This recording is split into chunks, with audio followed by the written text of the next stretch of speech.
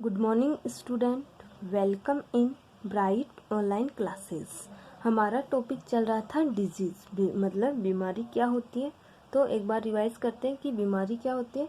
कि हमारी जो बॉडी होती है वह नॉर्मल फंक्शन करती है। तो कई बार नॉर्मल फंक्शन करने में उनमें कुछ अब नॉर्मलिटीज़ मतलब कुछ असामान्यताएं पैदा हो जाती है, तो जिससे हमारी बॉडी है वह फंक्शन नहीं कर पाती। जो डेली फंक्शन करती है उस प्रॉपर वे में फंक्शन नहीं कर पाती, उन्हें हम डिजीज़ कहते हैं। उसके बाद में हमने डिजीज़ के बारे में इसकी टाइप के बारे में स्टडी की थी कि डिजीज़ है वह 2 टाइप की होती है, communicable and non communicable. Communicable का मीन्स होती है ऐसी डिजीज़ जो इन्फेक्टेड पर्सन से हेल्थी पर्सन में स्प्रेड हो जाती है, फैल जाती है। जैसे कि कोरोना वायरस है, प्रेजेंट टाइम में ज़्यादा से ज़्यादा फैल रहा है, तो ये कम्युनिकेबल डिजीज़ है।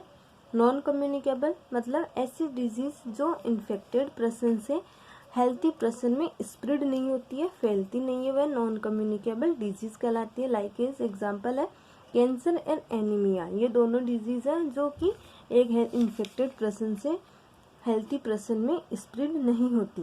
नेक्स्ट हमारा टॉपिक है कॉजेज ऑफ डिजीज़ की बीमारियों के क्या क्या कारण हो सकते हैं, बीमारी किसके कारण फैलती है। जैसे कि कोरोना एक बीमारी है, किसके कारण फैल रही है, वायरस के कारण फैल रही है। तो ये वायरस है वह एजेंट का वर्क करता है। जैसे कि हमें कहीं जाना हो तो हम बस ट्रेन इनका यूज़ करते हैं, तो एक स्थान से दूसरे स्थान में हम जा रहे हैं, एक स्थान से दूसरी एक लोकेशन से दूसरी लोकेशन तक पहुंच रहे हैं। तो वैसे ही बीमारियां हैं एक दूसरे में ट्रांसमिट हो जाती है, तो उनके लिए भी एजेंट है वह आवश्यक होता है। कौन को एजेंट के अकॉर्डिंग ही वह फैलती है। तो इनके बारे में डिजीज का मीन्स होता है कारण। तो हम डिजीज किस किस के कारण होती है उनके बारे में स्टडी करेंगे। तो हमने मेनली इनको अलग अलग पार्ट में डिवाइड किया गया। फर्स्ट है बायोलॉजिकल एजेंट, सेकंड है केमिकल एजेंट, थर्ड है न्यूट्रिशनल एजेंट, फोर्थ है मैकेनिकल एजेंट, फिफ्थ है physical agent and last and sixth है लैक और एक्सेस ऑफ सब्सटेंसेस। तो हमने जो भी एजेंट बताए हैं उनकी अब स्टडी करते हैं। फर्स्ट है बायोलॉजिकल एजेंट, मतलब जैविक क्या क्या कारक हो सकते हैं, जैविक एजेंट कौन कौन से उनकी स्टडी करेंगे। The organism that are causes the disease are called pathogen. ऐसे ऑर्गेनिज्म जिनके द्वारा हमें बीमारियां होती हैं उन्हें क्या कहते हैं, पैथोजन्स, मतलब रोगजनक जिनके द्वारा बीमारी होती है। जैसे कि वायरस के द्वारा या बैक्टीरिया, पैथोजन, माइकोप्लाज्मा, इनके द्वारा अगर कोई भी डिजीज हो रही है तो ये क्या कहलाएंगे, पैथोजन। तो एग्जाम्पल है बैक्टीरिया एंड वायरस कि ऐसे ऑर्गेनिज्म जिनके द्वारा बीमारियां फैलती है उन्हें पैथोजन्स कहेंगे। Like as example bacteria and virus etcetera. तो ये बायोलॉजिकल एजेंट है। नेक्स्ट है केमिकल एजेंट कि हम जैसे कोई भी काम करते हैं, मतलब कोई भी रासायनिक क्रियाएं होती है तो उनमें कोई भी लेबोरेटरी वर्क होता है तो उनमें कुछ केमिकल्स होते हैं। तो ये बीमारी है केमिकल्स के द्वारा भी स्प्रेड हो सकती है, तो हमने उनको रखा गया केमिकल एजेंट की कैटेगरी में रखा गया। Chemical substances that causes the disease in the body कि ऐसे केमिकल सब्सटेंसेस, ऐसे रासायनिक पदार्थ, केमिकल सब्सटेंसेस को कहा जाएगा रासायनिक पदार्थ जिनके द्वारा कुछ बीमारियां होती है हमारी बॉडी में। आर जैसे कौन कौन से हो सकते हैं, पोल्यूटेंट मतलब प्रदूषक, इन्वायरमेंट में पोल्यूटेंट प्रेजेंट होता है। जैसे कि गाड़ियों से निकलने वाला धुआं भी हो सकता है, फैक्ट्री से निकलने वाला धुआं भी हो सकता है, स्मोक भी हो सकता है।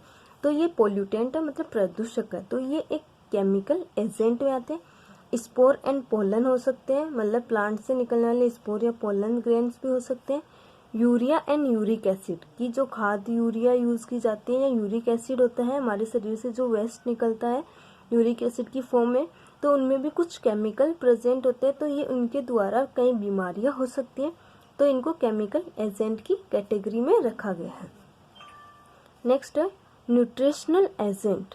न्यूट्रिशनल एजेंट क्या है, एक्सेसिव और lack of nutrient act as disease की न्यूट्रिशन, मतलब जो न्यूट्रिशन का मीन्स होता है पोषण। तो जो पोषण के लिए हम जो भी पोषक तत्व यूज करते हैं, अगर हमने उनका अमाउंट, हमें उनको ज़्यादा अमाउंट में यूज़ करते हैं तब भी हमें बीमारियाँ हो जाती हैं, और अगर हम उनका यूज़ कम करते हैं, मतलब एक्सेसिव मतलब ज़्यादा और लैक मतलब कम, अगर उनका हम ज़्यादा यूज़ करते हैं तो बीमारी हो सकती है, अगर कम यूज़ करते हैं तो भी बीमारियाँ हो सकती हैं। तो हमने लैक की तो काफ़ी स्टडी की कि विटामिन, जैसे कि विटामिन की कमी से कई बीमारी होती है, जैसे विटामिन ए की कमी से हमने बीमारी बताई थी, विटामिन बी, सी, डी, इनके अलग अलग बीमारियां बताई थी। वैसे ही प्रोटीन की कमी से कौन सी बीमारी होते हैं, तो इनकी कमी से अलग अलग बीमारियां हो सकती हैं। और अगर इनका ज़्यादा यूज़ हो जाता है, जैसे कि फैट है, हमारे शरीर में ज़्यादा फैट हो जाती है तो हमें ओबेसिटी मतलब मोटापा हो सकता है। तो इनका वापस देखना, एक्सेसिव और lack of nutrient act as disease causing agent. तो न्यूट्रिशनल जो भी न्यूट्रिएंट होते हैं, पोषक पदार्थ होते हैं, उनका ज़्यादा या कम यूज़ करने से भी हमें कई बीमारियां हो सकती हैं। Example minerals, fat, protein etcetera. जैसे कि अगर प्रोटीन की कमी होगी तो हमें क्वाशियोकोर मार्समर्स डिजीज़ हो सकती है। तो कमी और ज़्यादा से भी कई बीमारियां हो जाती है, और फैट की ज़्यादा एक्सेसिव होने से ओबेसिटी मोटापा हो सकता है। नेक्स्ट है मैकेनिकल एजेंट।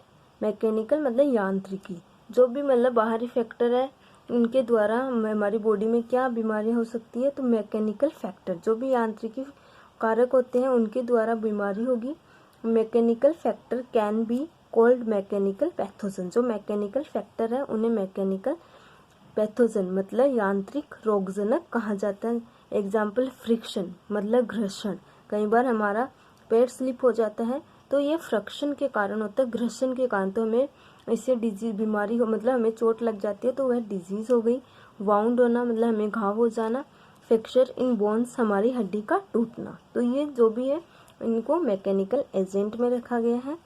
नेक्स्ट है फिजिकल एजेंट। वैसे फिजिकल का मीन्स भौतिकी होता है, लेकिन यहाँ पे हम फिजिकल एजेंट को हम प्राकृतिक कारक भी कह सकते हैं, जैसे कि प्रकृति का इन्वायरमेंट, हमारा जो इन्वायरमेंट है उनके अकॉर्डिंग भी हमें बीमारी हो सकती है। समर कोल्ड, इलेक्ट्रिकल करंट लग जाना, sound and radiation causing agent, कि कई बार समर और कोल्ड के कारण हमें बीमारी हो सकती है। अचानक से इलेक्ट्रिकल करंट लगने से हो सकती है। साउंड, ज़्यादा लाउडली साउंड होता है तब भी हमारे ईयर पे अफेक्ट हो सकता है। एंड रेडिएशन की अल्ट्रावायलेट रेडिएशन से भी हमें कई बीमारियां हो सकती है। तो इन सबको फिजिकल एजेंट के अकॉर्डिंग रखा गया है। नेक्स्ट है लैक और एक्सेस ऑफ सब्सटेंसेस, की कुछ जो सब्सटेंसेस है जैसे एंजाइम और हार्मोन्स, उनका अगर सिक्रेशन ज़्यादा होता है तो भी बीमारी हो सकती है, और कम होता है तब भी बीमारियां हो सकती हैं। Disease by excess and lack of enzyme and hormones, की मेनली एंजाइम और हार्मोन्स की कमी या ज़्यादा के कारण भी हमें बीमारियां हो सकती हैं। तो हम डिजीज़ के क्या क्या कारण हैं, उनके कौन कौन से एजेंट उनकी स्टडी कर चुके हैं। अब नेक्स्ट हमारा टॉपिक है वायरल डिजीज़, की मेनली हम उन डिजीज़ की स्टडी करेंगे जो वायरस के द्वारा फैलती है। First chicken pox. Chicken pox है वह वायरस के द्वारा फैलती है। Chicken pox is also commonly known as छोटी माता। जो चिकन पॉक्स होते हैं उसे नॉर्मली घरों के अंदर छोटी माता कहा जाता है, कि चिकन पॉक्स हो जाता है तो घर में बोला जाता है कि छोटी माता निकल गई है। पैथोजन, रोगजनक कौन सा होगा।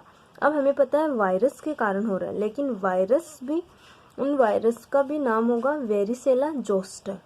तो चिकन पॉक्स कौन से वायरस के द्वारा होती है, वेरिसेला जोस्टर। जैसे कि कई हमें मलेरिया और डेंगू, ये दोनों बीमारी होती है। कौन कौन सी, मलेरिया और डेंगू। तो हम सिंपल बोलते हैं कि मलेरिया और डेंगू किसके कारण फैलता है, मॉस्किटोज। मॉस्किटो मतलब मच्छर के कारण फैलता है, लेकिन दोनों में अलग अलग होता है। जैसे कि मलेरिया है जो कि फीमेल एनाफ्लिज मॉस्किटो के द्वारा फैलती है, और डेंगू है वह फीमेल एडिस इजिप्टी, इन दोनों के द्वारा फैलती है। तो हमें उन वायरस का वैसे ही चिकन पॉक्स है वह वेरिसेला जोस्टर वायरस के द्वारा फैलती है। अब नेक्स्ट है सिम्टम्स। सिम्टम्स का मीन्स होता है लक्षण, कि हमें छोटी माता हुई है या मतलब चिकन पॉक्स हो गया तो हमें क्या सिम्टम्स दिखाई देंगे, क्या लक्षण दिखाई देंगे। फीवर हमें बुखार होगी, कफ हमारे गले में कफ हो जाएगा, pain in waist and back कि हमारे वेस्ट और बैक में पेन होगा, दर्द होगा, पिंक स्पॉट ऑन बॉडी सबसे ज़्यादा जो सब सिम्टम्स हैं, सबसे मेन सिम्टम होता है चिकन पॉक्स में कि हमारी जो शरीर है उस पर पिंक कलर के स्पॉट बन जाते हैं, हमारे कंप्लीट बॉडी पे पिंक कलर के स्पॉट हो जाते हैं और साथ में स्पॉट होने से हमारे बुखार होना, कफिंग होना और हमारे बैक या वेस्ट में पेन होने लगता है। नेक्स्ट ट्रीटमेंट कि हम उनका प्रिवेंशन मतलब उनका बचाव कैसे करवा सके, उनका ट्रीटमेंट कैसे कर सके। तो फर्स्ट है items use by the infected patient should B disinfected. ऐसे आइटम कुछ भी कोई भी आइटम जो इन्फेक्टेड पर्सन ने यूज़ किया है, जो dengue chicken pox dengue malaria कोई भी बीमारी अगर उनसे इन्फेक्टेड पर्सन ने कोई भी आइटम यूज़ किया है तो उन ऑब्जेक्ट को हमें उन आइटम को डिसइंफेक्टेड मतलब उन्हें कीटाणु रहित करना होगा, क्योंकि उन पे कीटाणु प्रेजेंट हो जाते हैं तो हमें उनको कीटाणु रहित करना होगा। Next patient should be taken to health centre on time. Patient को हमें time to time health centre में चेकअप कराना चाहिए। नेक्स्ट है antibody should be used for prevention कि बीमारी को रोकने के लिए, बीमारी से बचने के लिए हमें एंटीबायोटिक्स है उनका यूज़ करना चाहिए।